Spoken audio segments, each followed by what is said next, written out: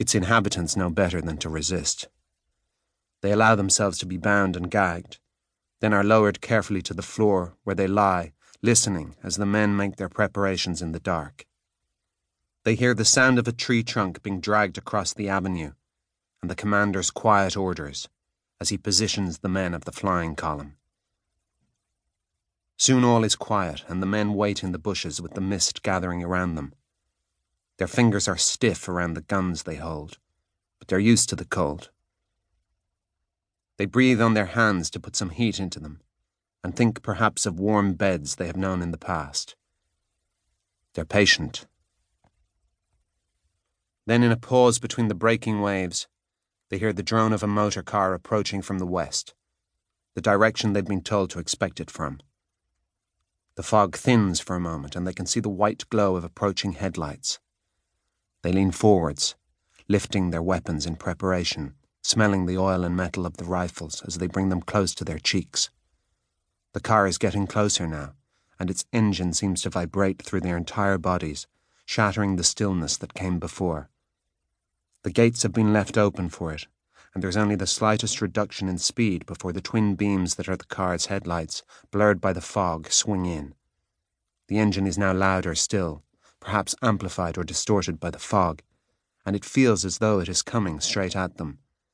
Someone fires a shot, just at the moment that the driver sees the log that has been dragged across the driveway, and the car swerves into the wall of the gate lodge. There's a screeching and tearing of metal, and then nothing except for the low coughing rumble from the engine, which still turns over.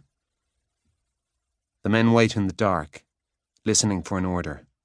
The only sound a scrape of metal as the car sags. One of the headlights has survived, lighting the gate lodge and revealing the car's long black shape. After a moment, a man stands up in the open car, a pistol in his hand. The firing starts again, each shot like a hammer on the nail of a coffin. Afterwards, the commander walks over to the motor car, his pistol at the ready.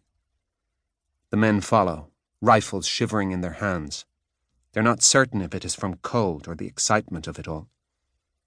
A bullet has taken away much of the face of the man behind the wheel, but they recognize him from the bottle green of his uniform and the crowns on his epaulette.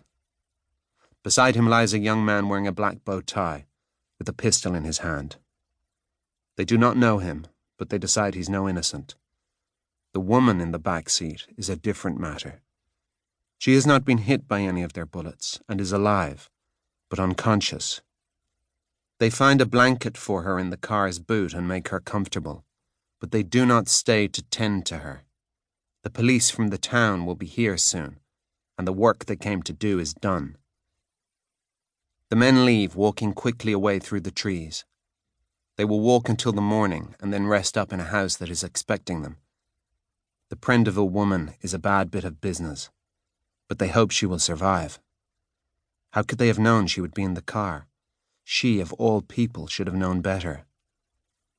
They leave behind the occupants of the car, their shapes indistinct in the mist that still moves slowly across the tableau, bringing with it the damp smell of the sea to blend with the stench of cordite and blood.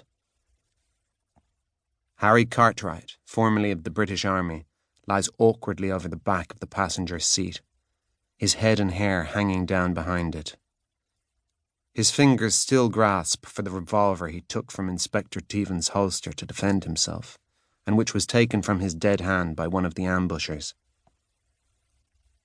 There's not much blood, at least not that can be seen at first. Cartwright's face is largely unmarked except for a tiny hole above the hairline, where a small caliber bullet caught him just after he stood up in his seat and found himself looking down to where another bullet had hit him in the chest. The body of District Inspector James Teevan is slumped behind the steering wheel, a victim of that single first shot. The men of the flying column were pleased to have killed him, holding him responsible for recent reprisals carried out by a company of the auxiliary division of the RIC based in the town. The Oxys, as they're known, are mostly British ex-officers, veterans at a loose end after the brutality of the Western Front.